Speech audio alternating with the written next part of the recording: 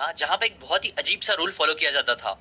बात दरअसल ये थी कि वहां पे जो भी राजा बनता था वो सिर्फ 5 साल के लिए ही वहां पे राजा बन सकता था और 5 साल बाद उसे एक ऐसे जंगल में जाके छोड़ दिया जाता था जहां से आज तक कोई भी वापस नहीं आया है। राज्य की सुरक्षा के लिए बोला जाता था कि ये रूल फॉलो करना बहुत ही जरूरी है, इसलिए हर कोई आंख बंद करके इस रूल को फॉलो करता था। न कई अच्छे लोगों को मौका दिया जाता था राजा बनने का, जिसमें से कई लोग मान जाते थे, सोचते थे कि यार 5 साल में अपनी जिंदगी को अच्छे से ऐश से जी लेता हूँ, उसके बाद जो होगा देखा जाएगा। ऐसे ही करके कई सारे राजा आते थे जाते थे। न इसी राज्य में इसी प्रथा के हिसाब से एक नया राजा चुना जाता है। न ये जो राजा होता है वो बहुत ज्यादा डरा होता है, बिकॉज उसे ये चीज पता होती है कि वो कैसा भी राजा बन जाए, अच्छा या बुरा, 5 साल बाद उसे जंगल में भेज दिया जाएगा। तो उससे बचने के लिए वो तरकीबें सोचने लगता है। वो राज्य के अलग अलग समझदार लोगों से बातें करने लगता है कि वो क्या क्या कर सकता है। तभी उस राजा को एक बहुत ही समझदार इंसान के बारे में पता चलता है, जो राज्य के सभी बड़े मसलों को बहुत इजीली हल कर देता है। जब वो उसके पास जाता है और अपनी समस्या बताता है, तो वो समझदार इंसान उसे एक बहुत प्यारी सी लाइन बोलता है। वो बोलता है इंसान उसे एक बहुत प्यारी सी लाइन बोलता है। वो बोलता है कि याद रखो, जिंदगी जैसी चल रही है जरूरी नहीं है कि वो हमेशा वैसे ही चले। जब तुम राजा बनोगे तो तुम्हारे पास पावर होगा और उस पावर का यूज करके तुम बहुत कुछ बदल सकते हो। ना ये चीज समझने के बाद वो क्या करता है कि दूसरे राजाओं की तरह, पुराने राजाओं की तरह सिर्फ अय्याशियां करने के बजाय वो पहले तो ये चीज का पता लगाता है कि जो बात है वो सच भी है कि नहीं। वो अपने कुछ सिपाहियों को भेज देता है जंगल में, जहाँ पे उसे छोड़ा जाएगा 5 साल बाद, और पता लगाने बोलता है कि वहाँ की स्थिति कैसी है, जिससे उसे मालूम पड़ता है कि हाँ ये बात बहुत सच है। जैसे गाँव में अफवाह फैली थी कि वो जो जंगल है ना वो बहुत ही ज्यादा घना है, वहाँ खाने पीने के लिए कोई चीज नहीं है, एक तालाब है लेकिन वो भी बहुत गंदे पानी से भरा हुआ है, और वहाँ पे ऐसे कई सारे जानवर है जो इंसान को आराम से खा सकते हैं। इनफैक्ट उन सिपाहियों को वहाँ पे कुछ कंकाल भी दिखते हैं जो उन्हें लगते हैं कि पुराने राजाओं के थे। तो ये इन्फॉर्मेशन जैसी उस नए राजा को मिलती है, वो क्या करता है, अगेन वो बैठने के बजाय, अपनी राजगद्दी एंजॉय करने के बजाय, वो धीरे धीरे इससे रिलेटेड प्रोएक्टिव होके एक्शंस लेना स्टार्ट करता है। वो बिना सबको बताए अपने कुछ सिपाहियों को वहाँ पे भेज के धीरे धीरे जो जंगली झाड़ होते हैं वो कटवाना स्टार्ट कर देता है। वहाँ के जो जानलेवा जानवर है उन्हें एक एक करके पकड़ना स्टार्ट करता है और उन्हें दूसरे जंगलों में भेज देता है। कुछ को मार देता है और कुछ को वहाँ से भगवा देता है। वो उस जंगल के आसपास धीरे धीरे करके फेंस बनवाना स्टार्ट करता है। ये सारी चीजें होने के बाद वो इस किंगडम के गरीबों को वहाँ भेज देता है और वहाँ पे उनसे खेतियां करवाता है, फसल करवाता है, खाने पीने की। वो उनकी बहुत मदद करता है, उनके लिए पैसा भेजता रहता है और वहाँ की नदी साफ करा के उसका पानी भी अच्छा कर देता है, जिसकी हेल्प से ही धीरे धीरे वहाँ पे एक बस्ती बनना स्टार्ट हो जाती है। कुछ साल बाद वो वहाँ पे रोड बनवाना स्टार्ट कर देता है जो कई सारे बड़े बड़े शहरों से मिली होती है, जिसके जैसे धीरे धीरे क्या होता है कि वो एक जंगल धीरे धीरे एक गाँव बन जाता है और गाँव से फिर वो एक शहर बन जाता है जहाँ कोई भी इंसान आराम से अपनी जिंदगी बिता सके। वहाँ के जितने भी लोग होते हैं वो उस राजा को बहुत ज्यादा पसंद करते हैं क्योंकि उसने उनकी बहुत सारी मदद की होती है, और यही सारी चीजें करने की वजह से उसके 5 साल खत्म हो जाते हैं। जिसके बाद जब वो वहाँ पे जाता है, वहाँ पे उसे छोड़ा जाता है, तो वो खुशी खुशी वहाँ पे चला जाता है क्योंकि उसे पता है कि वहाँ पे उसने एक शहर बना के रखा है जहाँ पे जब वो जाता है तो लोग खुशी खुशी उसका वेलकम करते हैं और उसे उस शहर का राजा बना देते हैं, और जिसके बाद वो जिंदगी भर वहाँ एक राजा की तरह रहता है। और देखो दोस्तों, ये जो कहानी है ना उसमें आपको लगेगा कि यार ये जो राजा ने किया वो तो बहुत कॉमन सेंस था, लेकिन जैसा कि वोल्टेयर बोलते हैं कि common sense is not so common. पहले के जो राजा थे उनके पास भी वो ऑप्शन था कि वो लोग भी ये सारी चीजें कर सकते थे, बट उन्होंने ये चीज करी नहीं। अब आप बोलोगे कि यार वो लोग कितने बेवकूफ है, बट सच तो ये है कि ऐसे आजकल आपको बहुत सारे लोग मिल जाएंगे। बहुत सारे लोगों को आज पता है कि वो लोग जिस हिसाब से जिंदगी जी रहे हैं, कुछ सालों बाद उनको बहुत ज्यादा प्रॉब्लम हो सकती है, उनकी हेल्थ खराब हो सकती है, उनको फाइनेंशियल प्रॉब्लम्स आ सकती है, उनके रिलेशनशिप खराब हो सकते हैं, वो एक सैड लाइफ की तरफ बढ़ रहे होते हैं, उन्हें पता होता है, बट स्टिल वो लोग इस बारे में कुछ भी नहीं करते हैं और धीरे धीरे आप बोल सकते हैं उन राजाओं की तरह मौत की तरफ बढ़ते रहते हैं। देखो, एटॉमिक हैबिट्स के ऑथर जो है ना, जेम्स क्लियर, वो बोलते हैं कि दुनिया में 2 तरीके के लोग होते हैं। स्टोरी के एग्जांपल से बताओ तो उन राजाओं की तरह भी 2 तरीके के लोग होते हैं। मैक्सिमम लोग उन राजाओं की तरह होते हैं जो अभी में जीते हैं, अभी में अय्याशी करते हैं, उनके पास जो भी चीज है अभी में मजे करने की कोशिश करते हैं और फ्यूचर का जरा भी नहीं सोचते हैं, जैसे जिंदगी जहां लेके चले जाए वहां चले जाते हैं। और दूसरी तरफ बस कुछ लोग होते हैं जो समझदार राजा की तरह होते हैं, जिन्हें पता होता है कि आगे उन्हें बहुत ज्यादा प्रॉब्लम फेस करनी पड़ सकती है, वो मर भी सकते हैं, इसी लोग पहले से उस चीज की तैयारी करने लग जाते हैं। जो भी इस चीज उनके हाथ में है एटलीस्ट वो करने की कोशिश करते हैं, और कई बार ये चीज करने की वजह से वो लोग अपनी जिंदगी पूरी तरीके से बदल भी देते हैं। अपना फ्यूचर वो लोग बदल देते हैं जिंदगी को अपने हिसाब से डिजाइन करके। सो अभी आपके पास भी चॉइस है कि आपको इन दोनों में से कौन सा इंसान बनना चाहिए। वेल ऑब्वियसली कॉमन सेंस है, आपको दूसरा टाइप का इंसान बनना चाहिए जो अपनी जिंदगी को अपने हिसाब से डिजाइन करे। लेकिन एक बात याद रखो, ये सारी चीजें रातों रात नहीं होती है। उस समझदार राजा ने भी ऐसा नहीं किया था कि वो 4 साल उसने मजे की आराम किया और फिर आखिरी के साल में उसने सोचा कि मैं सब कुछ कर लूंगा। अगर वो वैसा करना चाहता तो कुछ नहीं होता था और वो भी पक्का मर जाता। उस राजा ने भी पहले दिन से ही धीरे धीरे एक्शन लेना स्टार्ट करे, धीरे धीरे एक एक करके चीजें की, जो चीज आपको भी करना चाहिए। आपको भी डेली अपने आप को बस 1% बेटर बनाने पे फोकस करना चाहिए। अगर आप ये चीज कंटिन्यूअसली करोगे तो आप कुछ सालों में इतने बदल जाओगे, इतने पावरफुल बन जाओगे कि लोग आपको पहचान भी नहीं पाएंगे। अब वो कैसे करना है? वेल, उसके लिए मैं आपको एटॉमिक हैबिट्स के कुछ बहुत ही पावरफुल प्रिंसिपल्स बताने वाला हूँ जो मैंने खुद अपनी लाइफ में अप्लाई किया है चेंजेस लाने के लिए। और आपको वीडियो के एंड में मैं अपने टीम मेंबर की भी बात बताऊंगा कि कैसे उसने इन प्रिंसिपल्स का यूज किया अपनी लाइफ को बेटर बनाने के लिए। तो वीडियो को एंड तक जरूर देखना, बहुत काम का वीडियो होने वाला है। अभी देखते हैं उन पावरफुल प्रिंसिपल्स को जो आपको 1% बेटर बनने में बहुत इजीली हेल्प करेगा। येल यूनिवर्सिटी में साइकोलॉजी ऑफ एजिंग के ऊपर एक स्टडी करी गई थी, जो स्टडी पूरे 23 इयर्स तक चली थी। स्टडी में बेसिकली ये करा जाता था कि कई लोगों से ये बात करा जाता था, उनसे पूछा जाता था कि उनकी जो बढ़ती हुई उम्र है उसे वो कैसे देखते हैं। 9 लोगों से जब ये पूछा जाता था तो मैक्सिमम लोग 2 में से 1 तरीके के ही रिप्लाई करते थे। पहला ग्रुप वो था जो एजिंग के बारे में बहुत पॉजिटिव बातें करता था कि कैसे वो लोग बड़े होते जा रहे हैं, वो जिंदगी को बहुत पीसफुली देख रहे हैं, तो उनको जिंदगी में और पीस मिल रहा है, वो स्मार्ट होते जा रहे हैं, उन्हें जिंदगी के तौर तरीके और अच्छे से समझ में आ रहे हैं जो पहले उन्हें नहीं आते थे। इन शॉर्ट आप बोल सकते हो वो अपनी एजिंग को पॉजिटिव लाइट में देख रहे थे। वहीं दूसरी तरफ जो लोग थे वो लोग एजिंग को काफी नेगेटिव व्यू से देखते थे। वो लोग बोलते थे कि यार मेरी बॉडी खराब से खराब होती जा रही है, उम्र के साथ साथ मेरी बीमारियां बढ़ने लग गई है और ऐसी चीजें चलती रही तो पता नहीं मेरा क्या होगा। बेसिकली उनके बहुत नेगेटिव व्यूज थे अपनी एजिंग को लेके।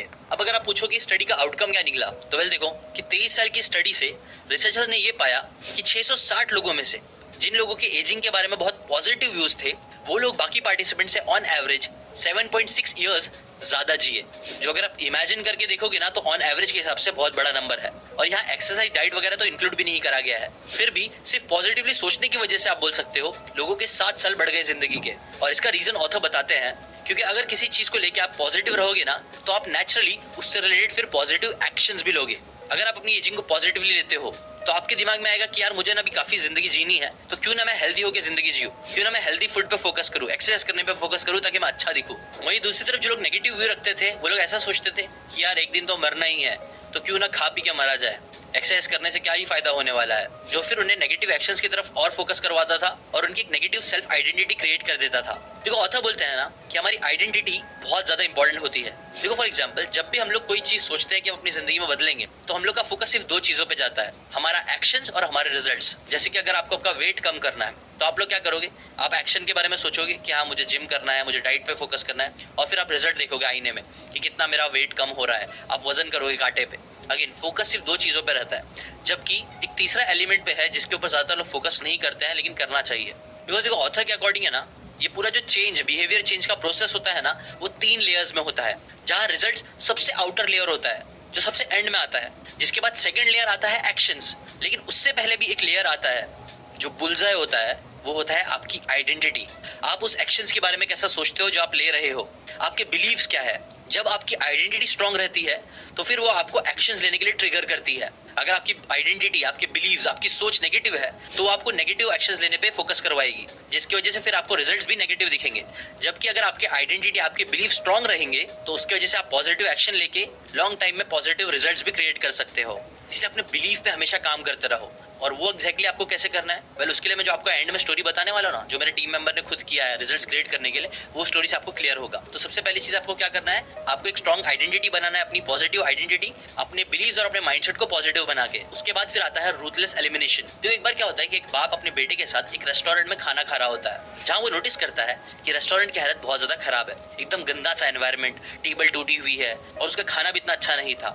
जिसके ऊपर उनका बेटा ही बोल देता है कि डैड हम लोग तो गरीब है पर ये रेस्टोरेंट का मालिक तो अमीर लगता है, फिर भी ऐसे ऐसे क्यों चला रहा है, इसे सही क्यों नहीं कर देता ना। ये जो बात होती है वो उसके डैड को काफी लॉजिकल लगती है। इसीलिए जब बिल आता है तो वो रेस्टोरेंट के मैनेजर से पूछता भी है कि इस रेस्टोरेंट की हालत इतनी खराब क्यों है, जिसके ऊपर वो मैनेजर बोलता है कि एक्चुअली में ये रेस्टोरेंट इतना अच्छे से चलता नहीं है, इससे हमारा इतना प्रॉफिट नहीं होता है, इसलिए हम लोग इसके ऊपर इन्वेस्ट नहीं करते हैं, इसे अच्छा बनाने के ऊपर फोकस नहीं करते हैं। हमारा जो ओनर है उनका जो मैक्सिमम रेवेन्यू आता है वो जो सामने खड़ी ट्रक है ना उससे आता है, वो जो ट्रक है उससे सामान आता जाता है और उससे उनको प्रॉफिट होता है, इसलिए वो रेस्टोरेंट पे ज्यादा फोकस नहीं करते हैं ना। ये सुनने के बाद वो जो डैड होता है ना वो बाहर जाता है कुछ टाइम बाद और चुपके से जाके वो इंजन में कुछ तो कर देता है, उस ट्रक के कुछ ऐसा कर देता है जिसके बाद वो ट्रक कभी स्टार्ट ही नहीं हो पाती है ना। ये बात को 3 साल बीत जाते हैं। 3 साल बाद उनका बेटा वापस से वही रास्ते से गुजर रहा होता है, तभी वो देखता है कि वो उस पुरानी रेस्टोरेंट की जगह पे एक बहुत बड़ा रेस्टोरेंट बन गया है, जिसे देखकर उसे क्यूरियोसिटी होती है। वो रेस्टोरेंट के अंदर जाता है और ओनर से जाके पूछता है कि यहाँ पे तो पहले एक छोटा सा रेस्टोरेंट हुआ करता था, उसका क्या हुआ। तो वो जो ओनर होता है वो बताता है कि एक्चुअल में ये वही रेस्टोरेंट है, बस मैंने इसे बहुत बड़ा बना दिया है। और फिर जब वो और तहकीकात करता है, पूछता है कि ये सब कैसे हुआ, तो वो उसे बता देता है बातों बातों में। वो बताते हैं कि कैसे 3-4 साल पहले उसका एक ट्रक भी था जिससे उसे बहुत पैसे आते थे, लेकिन फिर कुछ तो हो गया जिसके वजह से उसका ट्रक खराब हो गया और उनकी कमाई बंद हो गई, जिसके बाद उन्हें अपना पूरा ध्यान इस रेस्टोरेंट पे देना पड़ा इसकी इनकम बढ़ाने के लिए। और जब उन्होंने ये चीज करना स्टार्ट करी, रेस्टोरेंट पे ध्यान दिया, उसमें चीजें थोड़ी बदली और कस्टमर्स पे फोकस करने लग गए, खाना पे फोकस करने लग गए, उसके बाद धीरे धीरे लोगों को हमारा रेस्टोरेंट पसंद आने लग गया और वो बहुत मशहूर भी हो गया। इनफैक्ट ये हमारे शहर का पहला 5 स्टार रेस्टोरेंट बना। इनफैक्ट इसके बाद मैंने 5 और रेस्टोरेंट्स खोले। देखो दोस्तों, आपको पता है ये जो वर्ड है ना प्रायोरिटी, वो ईयर 1400s में इंग्लिश डिक्शनरी में डाला गया था। और जब डाला गया था तो उसका सिर्फ एक ही मतलब था the single most important task. नौ 500 सालों तक ये वर्ड सिंगुलर ही रहा, बट फिर 1900s में इसको चेंज करके प्लूरल बना दिया गया और वहां पे वर्ड आ गया प्रायोरिटीज, जिसके बाद से आज तक हम लोग प्रायोरिटीज पे फोकस करते हैं। यानी बहुत सारे इंपॉर्टेंट टास्क जो हमें करने हैं, हमें स्कूल कॉलेज जॉब हर जगह प्रायोरिटी 1 प्रायोरिटी 2 ऐसी चीजें सिखाई जाती है जो कहीं ना कहीं बताती है कि बहुत सारी चीजें अर्जेंट है। लेकिन सच तो यह है कि हमारे माइंड के लिए किसी एक चीज पे जो सबसे इंपॉर्टेंट है उस पे काम करना ही, फोकस कर पाना ही पॉसिबल है। इसलिए आपको अपनी जिंदगी में अपनी आइडेंटिटी पता चलने के बाद, अपने बिलीफ को स्ट्रॉन्ग कराने के बाद सिर्फ उन कामों पे फोकस करना चाहिए जो सबसे ज्यादा इंपॉर्टेंट है। और इसका एग्जाम्पल वॉरेन बफेट की एक स्टोरी बहुत अच्छे से बताती है कि कैसे एक बार जब वो प्लेन में जा रहे थे तब उन्होंने क्या किया था कि उनके बाजू में जो बैठा था आदमी, जो बहुत ज्यादा परेशान था अपनी जिंदगी में, उससे उन्होंने पूछा कि बताओ तुम्हारी जिंदगी के टॉप 25 गोल्स क्या है, उसे एक पेज पे लिख दो। तो उसने एक एक करके वो 25 गोल्स लिखे। फिर वॉरेन बफेट ने कहा इनमें से टॉप जो 5 सबसे प्रायोरिटी वाले गोल्स है उनको सर्कल करो और बाकी मुझे जो 20 गोल्स है उसे अलग पेपर पे लिख के फाड़ दो और सिर्फ 5 गोल्स पे फोकस करो। नई जो एक्सरसाइज है वो चाहे तो आप भी कर सकते हो, जो आपको एलिमिनेशन करने में हेल्प करेगी, आपका मेंटालिटी बनाएगी। आजकल हमें ऐसा लगता है कि हमें ये भी करना चाहिए, वो भी करना चाहिए, सब चीज करना चाहिए, लेकिन ऐसा नहीं है। आपको एलिमिनेट करने पे फोकस करना है और सिर्फ उन चीजों पे फोकस करना है जो एक्चुअल में करना जरूरी है। देखो तो बोलते हैं किसी भी हैबिट को फॉर्म होने के लिए बस 3 स्टेप्स की जरूरत होती है, जिसे 3 आवर्स ऑफ हैबिट फॉर्मेशन भी बोला जाता है। जहां आर सबसे पहले स्टैंड करता है रिमाइंडर के लिए, जो हमें सिग्नल देता है कि हमें इस हैबिट के ऊपर काम करना है। जैसे कि फॉर एग्जांपल आपके फोन में नोटिफिकेशन आती है तो ये आपको रिमाइंडर देता है कि आपको आपका फोन चेक करना है। फिर रूटीन समझो, आप मोबाइल उठाने के बाद मे बी पहले इंस्टाग्राम पे कुछ देर स्क्रॉल करते हो, फिर आप जाके फेसबुक खोलते हो, शायद ट्विटर खोलते हो, तो आपका एक रूटीन बना हुआ रहता है। और जैसे आप ये रूटीन को फॉलो करते हो आपको रिवॉर्ड्स भी मिलता है, डोपामिन, नई नई चीजें देखने की वजह से, नए नए वीडियोस देखने की वजह से, और ऐसी आपकी हैबिट फॉर्म हो जाती है। और देखो ऑथर बताते हैं ना, यूजुअली जो बैड हैबिट्स होती है ना उनमें हमें जो रिवॉर्ड होता है वो बहुत जल्दी मिल जाता है, इसलिए हम उससे एडिक्टेड हो जाते हैं। Smoking, porn, drugs, social media, even procrastination, इन सभी हैबिट्स के जो रिवॉर्ड होते हैं ना वो हमें बहुत जल्दी मिल जाते हैं, मजा आता है बहुत जल्दी, बहुत कम से कम टास्क करे हुए। जबकि जो गुड हैबिट्स होती है ना उनके रिजल्ट जो होते हैं वो क्विक नहीं मिलते हैं। जैसे कि फॉर एग्जांपल अगर आप आज एक्सरसाइज करना स्टार्ट करोगे तो ऐसा नहीं है कि आप एक्सरसाइज करने के बाद सीधा आईने में देखोगे और आपके 6 पैक निकल जाएंगे, नहीं, आपको कई महीनों लगेंगे अच्छे रिजल्ट्स देखने के लिए। अगर आप बुक पढ़ना स्टार्ट करोगे तो ऐसा नहीं है कि आप कल से जीनियस बन जाओगे, नहीं, कुछ साल बाद आपको समझ में आएगा कि कैसे उन बातों ने आपके डिसीजंस को, आपकी जिंदगी को चेंज किया है। इसलिए गुड हैबिट फॉर्म करना थोड़ा मुश्किल होता है, लेकिन अगेन इस 3 आवर्स को समझते हुए आप अपने आप को 1% बेटर बना सकते हो बहुत इजी तरीके से। और अब मैं आपको एग्जांपल देता हूँ अपने टीम मेंबर का, जिसने इन प्रिंसिपल्स सब लोग घर में बंद हो चुके थे, तब उसका जो दिमाग है वो बहुत रेस्टलेस हो गया था, वो कोई भी चीज पे अच्छे से फोकस नहीं कर पा रहा था। बट क्योंकि उसने कई सारी बुक्स में पढ़ा था कि मेडिटेशन बहुत पावरफुल होती है, लाइफ चेंजिंग होती है, इसलिए उसने सोचा कि चलो मैं ये हैबिट अपने अंदर लेके आता हूँ। लेकिन एक्चुअली सच तो ये था कि ये चीज उसने पहले भी बहुत बार सोची थी, बट कभी भी उसकी मेडिटेशन की हैबिट नहीं बन पाई थी। इसलिए फिर उसने इस बुक के कॉन्सेप्ट्स को अप्लाई करना स्टार्ट किया। 1% बेटर बनाने के लिए उसने सबसे पहले अपनी आइडेंटिटी को स्ट्रॉन्ग कराने पे फोकस किया, अपने बिलीव्स को स्ट्रॉन्ग कराने के लिए। उसने क्या किया कि उसने मेडिटेशन से रिलेटेड अलग अलग वीडियोस देखना स्टार्ट किए, अलग अलग बुक्स पढ़ना स्टार्ट करी, साइंटिफिकली मेडिटेशन कैसे हेल्प कर सकता है ये सब चीज के बारे में रिसर्च करी, रेडिट के फोरम्स ज्वाइन करे, ऐसे लोगों से बातें करी जो लोग मेडिटेट करते थे, जिसकी वजह से क्या हुआ कि उसकी जो बिलीव्स थे, उसका जो माइंडसेट था मेडिटेशन को लेके वो बहुत ज्यादा स्ट्रांग हो गया। उसकी एक स्ट्रांग आइडेंटिटी क्रिएट हो गई कि मुझे भी मेडिटेशन करना है, और ये चीज वो डे बाय डे करने लग गया, जिससे डेली उसका जो बिलीफ था वो 1% करके बढ़ने लग गया कि उसे मेडिटेशन करना चाहिए। इसके बाद उसने कई सारी चीजों को एलिमिनेट भी किया। जैसे पहले उसे लगता था कि मुझे ये भी करना चाहिए, वो भी करना चाहिए और बहुत सारी चीजें करना चाहिए मेडिटेटर बनने के लिए, बट नहीं, उसने बस एक सिंपल सी चीज करना स्टार्ट करी 3 आवर्स ऑफ हैबिट फॉर्मेशन का यूज करते हुए। नाउ हैबिट फॉर्मेशन करने के लिए उसने क्या किया कि उसने अपने ऑलरेडी एग्जिस्टिंग हैबिट से इस नई हैबिट को लिंक करना स्टार्ट किया। जैसे कि फॉर एग्जांपल वो जब भी सुबह पहले उठता था तो वो पहले सुबह सुबह कॉफी बनाता था अपने लिए, जिसमें उसको यूजुअली 4 मिनट लगते थे। ना ये जो 4 मिनट थे ना बीच के, उसमें वो यूजुअली बैठता था, मोबाइल स्क्रॉल करता था, टाइम पास करता था या फिर लेट जाता था। तो उसने उस 4 मिनट का जो वेस्ट जा रहे थे उसका यूज करना स्टार्ट किया। उसने सोचा कि मैं इस 4 मिनट में मेडिटेट करूंगा, जो उसने फिर करना स्टार्ट किया। कभी उसने 30 सेकंड्स मेडिटेट किया, कभी 1 मिनट, बट ऐसे ही वो 4 मिनट को हर दिन यूटिलाइज करता था मेडिटेट करने के लिए। वो डे बाय डे 1% इंप्रूव होने लग गया इस चीज में। और ऐसे ही उसने एक रूटीन बना ली। कॉफी बनाना उसके लिए एक ट्रिगर साबित हुई सुबह उठ के। फिर उससे रिलेटेड उसने एक रूटीन बनाई कि जब तक कॉफी बन रही है तब तक मैं मेडिटेशन की प्रैक्टिस करूंगा। ये हो गया रूटीन। इसके बाद रिवॉर्ड क्या था, 4 मिनट बाद उसकी कॉफी रेडी हो जाती थी जो उसे पी लेता था, जो उसका रिवॉर्ड होता था क्योंकि उसे कॉफी पीना पसंद था। ऐसी जब उसने ये चीज धीरे धीरे रोज करना स्टार्ट करी तो धीरे धीरे वो 1% इंप्रूव होने लग गया और उसने अच्छे से इस हैबिट को अपनी जिंदगी में लेके आया। सिमिलरली आप भी इन प्रिंसिपल्स का यूज करके हैबिट फॉर्म कर सकते हो, अपने आप को 1% बेटर बना सकते हो डेली, जो आपको करना भी चाहिए ना। अगर आप एक कंटेंट क्रिएटर बनने में इंटरेस्टेड हो, मेरी तरह कंटेंट बेल आइकन जरूर दबाना। Thank you so much. आप जो वीडियो को लाइक करते हो, कमेंट करते हो, शेयर करते हो व्हाट्सएप पे, उन सभी चीजों के लिए थैंक यू सो मच। अभी के लिए इतना ही। Thanks for watching.